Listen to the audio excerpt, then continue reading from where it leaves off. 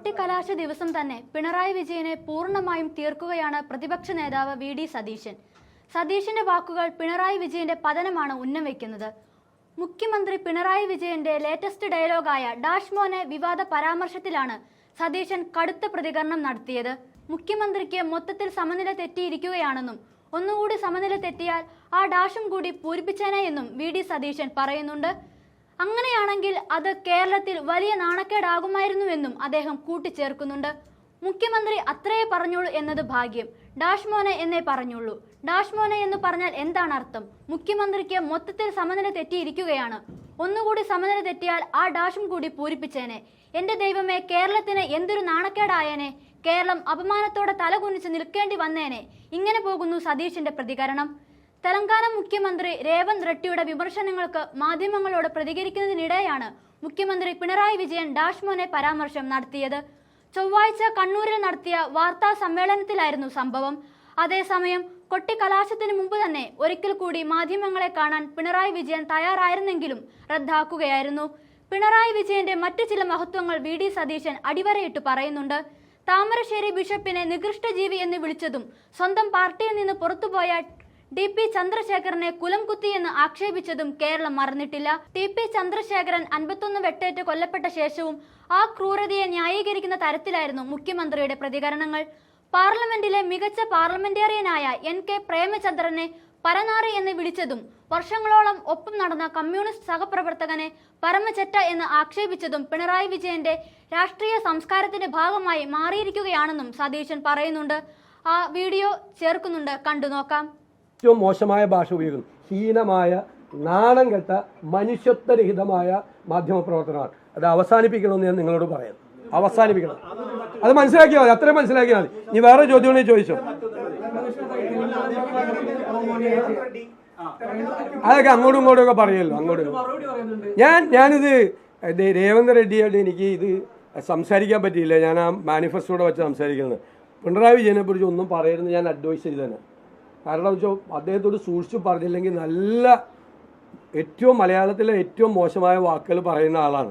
താമരശ്ശേരി ബിഷപ്പിനെ നികൃഷ്ടജീവി എന്ന് വിളിച്ച് ടി.പി. ചന്ദ്രശേഖരൻ 52 വെട്ടുവെട്ടി കൊന്ന ചന്ദ്രശേഖരനെ കുലംകുത്തി എന്ന് വിളിച്ച ഇന്ത്യൻ പാർലമെൻറ്റിലെ ഏറ്റവും മികച്ച പാർലമെൻറ്റേറിയനായ N.K. പ്രേമചന്ദ്രനെ പരനാറി എന്ന് വിളിച്ച 50 വർഷം കൂടെ നടന്ന കമ്മ്യൂണിസ്റ്റിനെ പരമചെറ്റ എന്ന് വിളിച്ച് മലയാള ഭാഷയ്ക്ക് ഒരുപാട് വാക്കുകൾ സംഭാവന ചെയ്ത ആളാണ് പിണറായി വിജയൻ.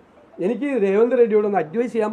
അദ്ദേഹത്തോട് ഒരിക്കലും പിണറായി വിജയനെ പറ്റി ഒന്നും പറഞ്ഞത് തിരിച്ച് നിങ്ങൾ കേൾക്കാത്ത, ഭൂമി കേൾക്കാത്ത ഭാഷ ഒരു തമാശ എന്നും അദ്ദേഹത്തോട് പറയണം എന്ന് വിചാരിച്ചാൽ പറ്റിയില്ല. അതാ പറഞ്ഞത്. അതാണ് ഞാൻ പറഞ്ഞത് അത്രേ പറഞ്ഞുള്ളൂ എന്നുള്ളത് ഭാഗ്യം. ഡാഷ് മോനെ എന്നേ പറഞ്ഞുള്ളൂ. അതിന്റെ അർത്ഥം എന്താ? ഡാഷ് മോനെ എന്ന് പറഞ്ഞു കഴിഞ്ഞാൽ എന്താ അർത്ഥം? അതിന്റെ അർത്ഥം ഒന്നും കൂടി സമനില തെറ്റിയിരിക്കുകയാണ് പുള്ളിക്ക്. മൊത്തത്തിൽ ഒന്നും കൂടി തെറ്റിയ ഡാഷും കൂടി പുള്ളി പൂരിപ്പിച്ചാണ്. എന്റെ ദൈവമേ, കേരളത്തിന് എന്തൊരു നാണക്കേടായതിനെ. രാജ്യം മുഴുവൻ ഈ കേരളം അപമാനത്തോടുകൂടി തലകുനിച്ച് നിൽക്കേണ്ടി വന്നേനെ. അതൊക്കെ ഞങ്ങൾ സൗകര്യമുള്ളപ്പോൾ ചെയ്തോളാം. പിന്നെ ഇല്ലില്ല, അതൊക്കെ ഞങ്ങൾ വേറെ എന്തെങ്കിലും വാർത്തകളുണ്ടോ? വേറെ എന്തെങ്കിലും ഉണ്ടോ? ഇല്ലില്ല. വേറെ എന്തെങ്കിലും വാർത്തകളുണ്ടോ?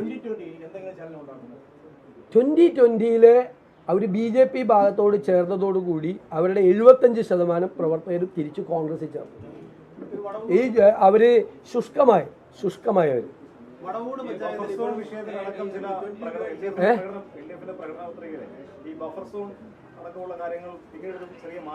ഒരു മാറ്റം വരുത്തിയിട്ടില്ല. അവര് ഇടുക്കിയിലെ ജനങ്ങളെ പീഡിപ്പിക്കാൻ ഈ LDFന്റെ മാനിഫെസ്റ്റോ നടപ്പാക്കിയ ഇടുക്കി, കോട്ടയം ജില്ലയുടെ കുറേ ഭാഗങ്ങൾ, പത്തനംതിട്ട ജില്ലയിൽ നിന്ന് പാവപ്പെട്ട കുടിയേറ്റക്കാർ കുടിയൊഴിപ്പിക്കപ്പെടും. 10,000 ആളുകൾ. ഇവരൊരു മാനിഫെസ്റ്റോ തയ്യാറാക്കിയതാണ്. ചിരിച്ചിരിച്ച് മണ്ണ് വെപ്പും മാനിഫെസ്റ്റോ കണ്ട. ബഫർ സോണിനെതിരായി സമരം ചെയ്തതാണ്. ഇപ്പം അത് നാഷണൽ പാർക്കിൻ്റെയും വന്യജീവി സങ്കേതത്തിൻ്റെ അടുത്ത് മാത്രമേ ഉണ്ടായുള്ളൂ ഈ ബഫർ സോൺ. LDF മാനിഫെസ്റ്റോ അനുസരിച്ച് എല്ലാ വനങ്ങളുടെ അടുത്ത് ബഫർ സോൺ വെച്ചേക്കുക. ബഫർ സോണിൻ്റെ ഇപ്പുറത്ത് മാനിപ്പുലേഷൻ സോൺ, ബഫർ സോൺ കൂടാതെ. മനസ്സിലായില്ലേ? പിന്നെ 1 വർഷത്തിനകം ഏകവിള തോട്ടങ്ങളെല്ലാം വനഭൂമിയാക്കി പ്രഖ്യാപിക്കുമെന്നാണ് കർഷകർക്കെതിരായ, മലയോരത്തെ ജനങ്ങൾക്കെതിരായിട്ടുള്ള മാനിഫെസ്റ്റോണ് LDF പ്രഖ്യാപിച്ചത്. ശുദ്ധ അബദ്ധങ്ങളാണ് ഇവരുടെ മാനിഫെസ്റ്റോയിൽ എഴുതി വച്ചിരിക്കുന്നത്.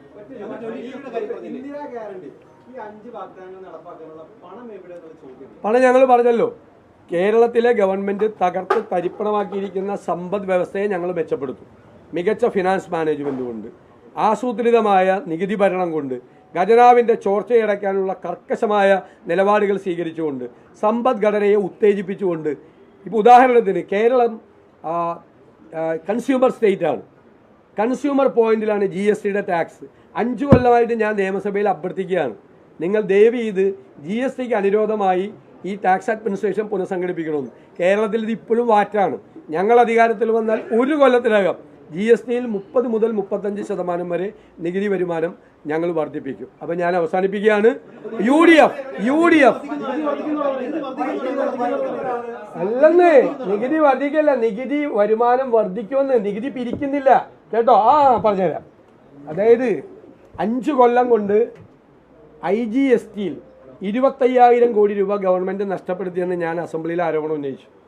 ധനകാര്യമന്ത്രി പറഞ്ഞ് അടിസ്ഥാനരഹിതമാണെന്ന് പറഞ്ഞു. 3 മാസം കഴിഞ്ഞപ്പോൾ ഗവൺമെൻറ്റിൻ്റെ കീഴിലുള്ള ഗുലാത്തി ഇൻസ്റ്റിറ്റ്യൂട്ട്, അറിയാമല്ലോ, ഫിനാൻഷ്യൽ സ്റ്റഡീസ്, അവരെ റിപ്പോർട്ട് കൊടുത്തു. ഞാൻ പറഞ്ഞതുപോലെ 25,000 കോടി നടപടിക്രമങ്ങൾ മര്യാദയ്ക്ക് ചെയ്യാത്തതുകൊണ്ട് സെൻട്രൽ പൂളിൽ നിന്ന് നഷ്ടപ്പെടുത്തിയ ഗവൺമെൻറ്റാണിത്. മനസ്സിലായേ? ടാക്സ് കൂട്ടിയിട്ടല്ല മേടിക്കുന്നത്, ടാക്സ് കൃത്യമായിട്ട് കിട്ടുന്നില്ല. കൺസ്യൂമർ പോയിന്റിൽ ഈ കേരളമായിരുന്നതിന് ഏറ്റവും വലിയ ബെനിഫിഷ്യറി. ആ ടാക്സ് കൂട്ടിയിട്ടല്ല. ടാക്സ് കൂട്ടാൻ പറ്റുമോ? അതൊരു ഒരു അജ്ഞത ഉള്ള ഒരു ചോദ്യമാണ്. കാരണം GST കൂട്ടാൻ ഒരു സ്റ്റേറ്റ് ഗവൺമെൻറ് വിചാരിച്ചാൽ പറ്റുമോ? ചെറിയൊരു മണ്ടത്തരമുണ്ട് അതിനകത്ത് ആ ചോദ്യത്തിൽ. കൈരളി അല്ലെങ്കിൽ എനിക്ക് പറയാതിരിക്കാൻ പറ്റില്ല. കാരണം ടാക്സ് വർദ്ധിപ്പിച്ചിട്ടാണോ GST കൂട്ടാനുള്ള എന്തെങ്കിലും അധികാരം സംസ്ഥാന ഗവൺമെൻറ് ഉണ്ടോ?